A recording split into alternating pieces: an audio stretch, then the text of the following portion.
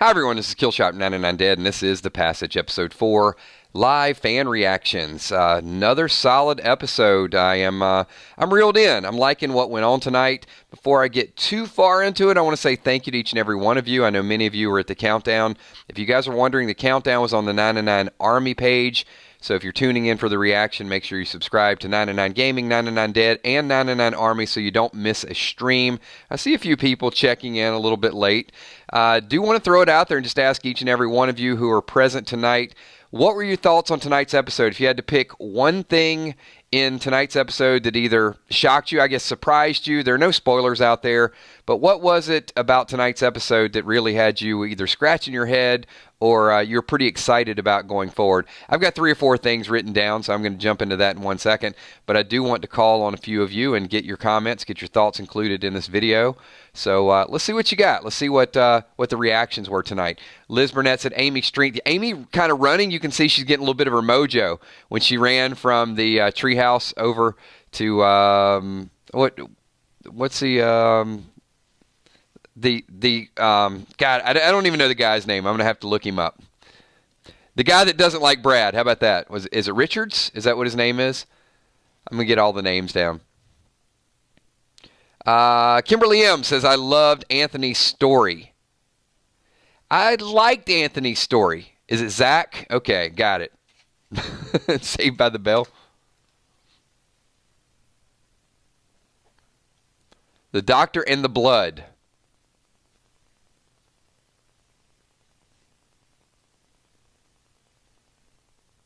Yeah, at the very end. It does appear... Is anybody seeing a theme with the show that it's like story, story, story, and then a little bit of excitement at the very end? Like the last 5 minutes seems to be like all the action. Is it just me, or has this happened like 2 or 3 episodes in a row now, where they're spending a little bit more time telling the story, and then right at the very end, they want you to watch next week? I need this stuff to happen a little bit early. It is like a little bit of a cliffhanger. There were a couple things that I wasn't 100%. Yeah, I'm kind of writing down some notes. But when Brad's wife and Lacey was there, was that the reporter on the news that they actually turned the information into? Or am I wrong about that? When the TV came on and they said, we lost one of our own today, and then Lacey's like, we got to go, we got to go. Was that because they were already announcing the death of her? Okay. Yeah, I just want to make sure. It happened pretty quick. See, when stuff cool like that happens, it's too early in the show for me to recognize all these characters. See, that's what I thought. I thought that should have been a little bit more of a focal point. I think they've missed a couple opportunities. I'm just being honest. Because there's a lot of good stuff happening. I mean, I like when Brad was up there doing some hostage negotiating or, doing his technique, and the guy came out and shot him. At that point, look, there's some information he just doesn't want to get out there. Sheila Mack says the flashbacks are a little bit confusing. Sheila, I haven't had any issues with the flashbacks yet. I mean, I think they've been pretty distinct.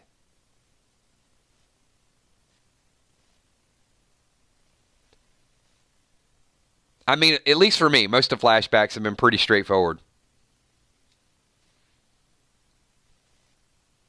Just checking out a couple comments here.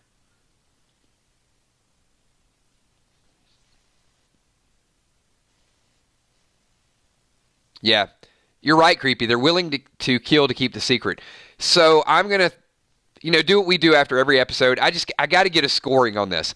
So tonight's episode, from a 1 to a 10, not the entire series, just tonight's episode. Just want to see where you guys stack rank it. And make sure you bite the like button. I got a couple follow-up questions, too. I just want to see some of these scores. I get a feeling it's going to be some 8s, some 8.5s.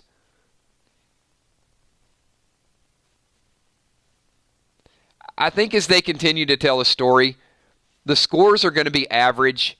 Once they finish telling a story and they get to where they're going, still pretty solid. It's a good question. Hardin Nixie says Fanning behind her. Fanning might be behind everything.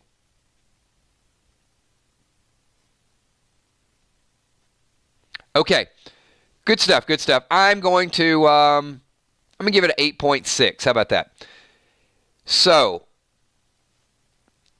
do you know how, like in Walking Dead, I like to draw this comparison. We got the Alexandrians, we got the Saviors. How many people watching? How many of you are team viral?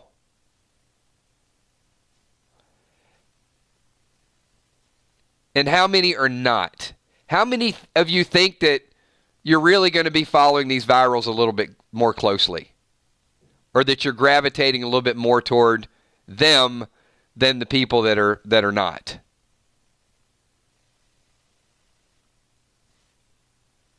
Because Fanning is finding a way to get through to them. Coachella says anti-Fanning. Omicron's down with the vamp chick, as we're calling her. Shauna Babcock, her, Omicron. Tammy Hill says Team Amy, but we're not sure. I mean, I don't think Amy's going to fall victim to Fanning. I think that's going to be a little bit of the drawback. But there's a few pretty cool virals so far, right? I mean, Shauna, she went through some adversity, so we feel, a little rough for her. And now we got Anthony. He went through some adversity, got framed, and we're going to feel for him. And this is their chance to get revenge on people and revenge on society.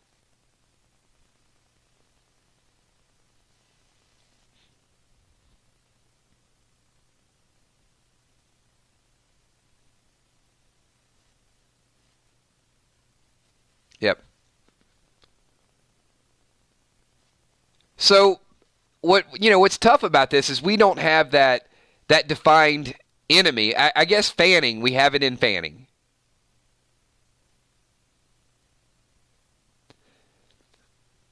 But unlike most shows, I see good and bad in both groups. I see the bloodlust in the virals, but then I see the innocence and how they got manipulated.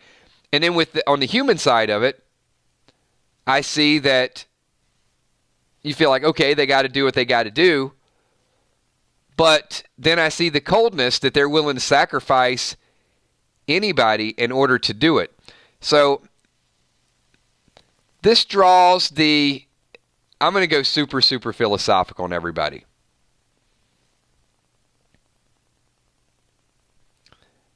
And you guys probably know how I feel about this.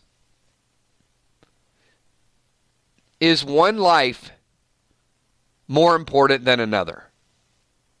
We've talked about this in various streams. And I think this show is going to make you search deep down.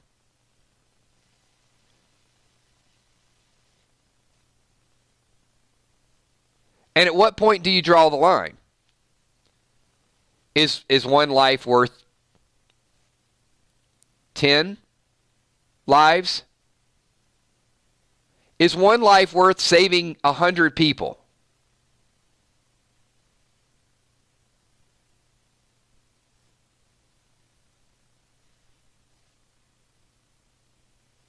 And we can always change the dynamic. So these doctors, to a degree, are trying to save humanity. But in a way, they're trying to save themselves.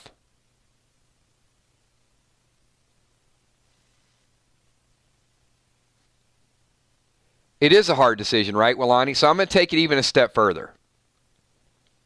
Because this reaction really, really spawns like my critical thinking. What if society wasn't meant to be saved? What if this is just the natural course of action?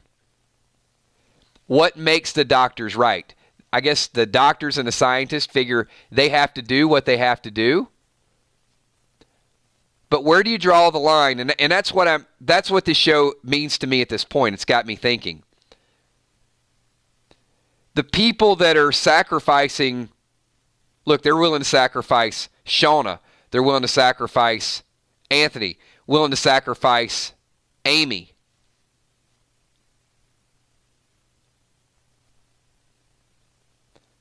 Maybe crossing the line. And you can see the evil in the people that are for the cause of good. But then you look on the other side and you see the people that are supposed to be evil, and you see that there was actually an element of good in them. So it's really, really gray for me right now. I like it, though. I really like it. And through 4 episodes, if that's the intent, if that's really how they're trying to reel me in, yeah, they got me. They got me with the psychology.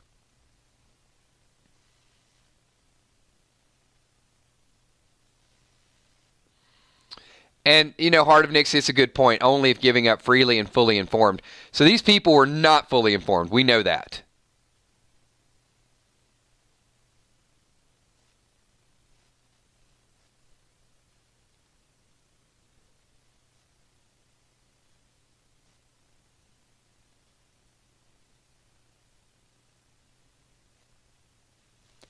And I think we can see right now that it's not as much about, we thought initially it was about age. Because, they were a little older, and then, they got the virus, and then they turned. But there's a bigger story that is in play here.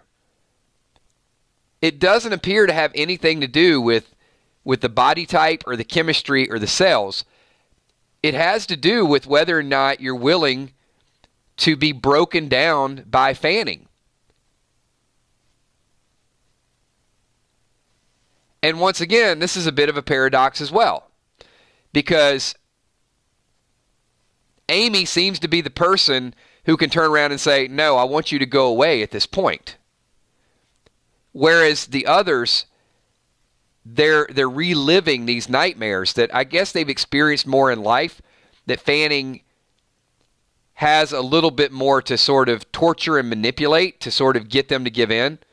Because in multiple occasions, you saw when Shauna initially talked to Anthony Carter and said, all you have to do is just give in and do what he says. And then even tonight you saw it, and Fanning basically said, look, you can live, but in 8 seconds your heart's going to stop. But the way he broke him down was replaying that over and over again to him. Now, Amy has not been as exposed to it as others yet.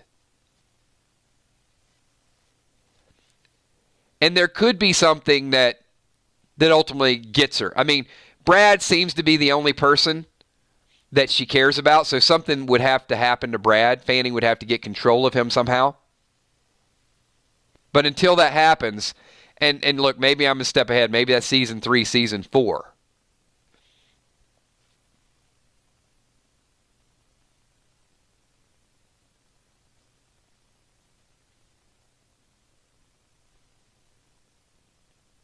Jason Craig is liking the series a lot.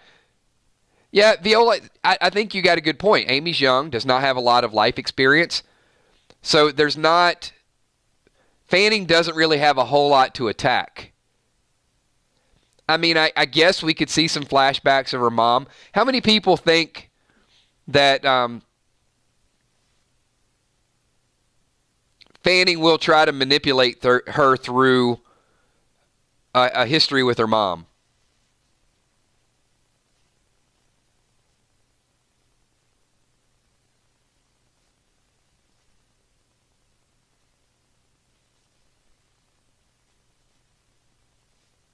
Crystal does. Viola does. Yeah, most people. Because other than that, it's going to be Brad. But it may not work. I mean, she had feelings for her mom, of course. But she still has something that she can hold on to. And I think that was the difference between some of the others.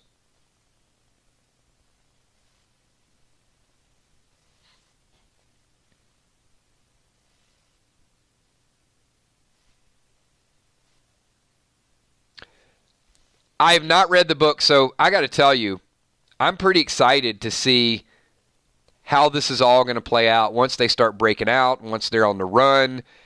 We did talk about a little bit in the countdown how we could potentially see this going and, who's going to team up with who. But whoever his ex-friend, ex-cop, ex-buddy is, I'm thinking his name's Richards for some reason. There's somebody on the show named Richards. But whoever this guy is, that might be the Rick Shane dynamic, that they're just sort of forced to. His friend can obviously handle himself, so I'm not worried about that.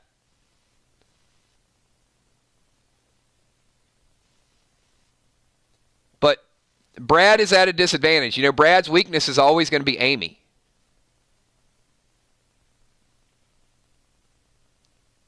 So if Brad is our Rick Grimes, it's always going to be tough for him to. There's going to be sometimes he's willing to lay it on the line and fight, but that's going to be when Amy's in danger. And see, when Amy is not in danger, she's going to be his Achilles heel. Get used to it, everybody. I hope it's not to a point where it's to a fault.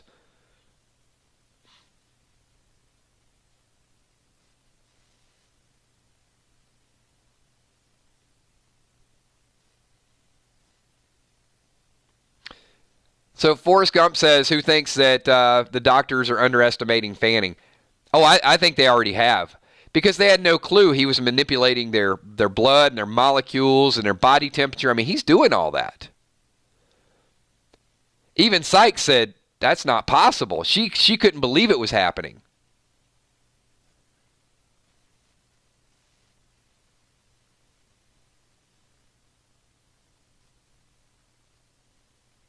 I think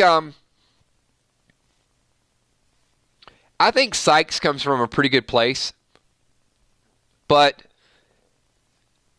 and I wouldn't say Sykes is a major character, but she's got some influence. That's going to be my bold prediction. I don't think it'll be Jonas. I think Dr. Sykes will be the first person to die. What do you guys think? Between kind of the semi-main characters, who's going to be the first person to go?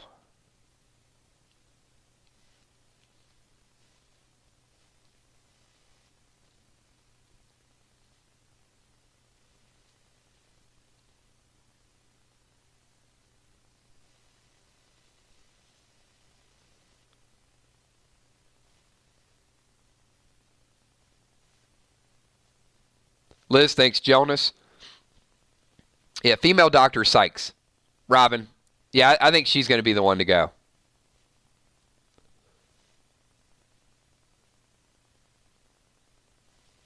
It's going to be like The Walking Dead. You can't have so many doctors alive. They'll keep one. It won't be Lacey. I can tell you. Lacey coming back to the show, there's big things happening for her. Plus, she's going to be the one supplying all the weapons. When they take the turn and they start fighting off, and the virals start multiplying, somebody's going to have an arsenal. It's going to be Lacey.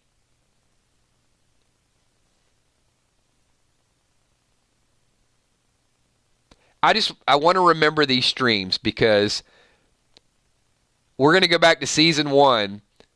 And who knows? They may manipulate a couple characters. It's like, oh man, we didn't really like this person in the beginning, and then they just change the dynamic. I want to see how they manipulate us.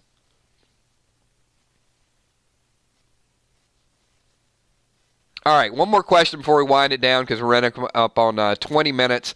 We've gotten your reactions, the things you liked about the show. Make sure you bite the like button.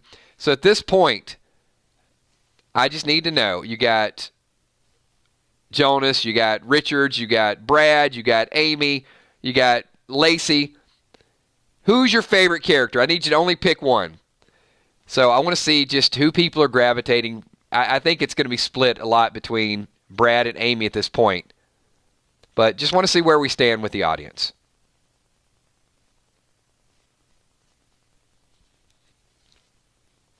A lot of Amy fans. We got a couple Brads thrown in there.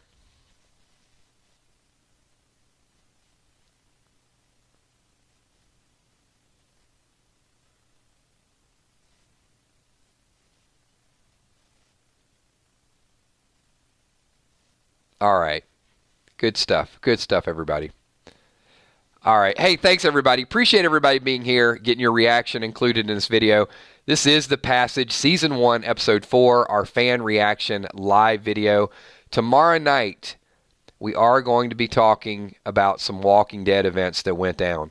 So we'll be on this channel. Join at your own risk. There will be some spoilers. There will be some conversation around there. We'll try to get a prediction video in this week that'll have to do with future episodes, but it's just going to be really, really tough throughout the week trying to get, when there's known information out there. So those of you that haven't watched or refuse to watch at this point or have not watched our reaction video from yesterday, just enter the streams at your own risk. So we're going to wind that down. Thanks, everybody. Appreciate you being here on the Passage night. We're probably going to mix up the schedule a little bit next week because we will have an official Walking Dead episode that everybody can watch. So instead of Passage Countdown, Passage Reaction, we'll probably have one Walking Dead recap on Monday night and then also a Passage video as well. But we're going to keep this going. If you guys are liking the Passage so far and you like these streams, give me a quick 999 in chat. If you think this was a good idea for us to roll this out, I'm having a good time with it. So hopefully you guys are doing the same. And also make sure you bite the like button.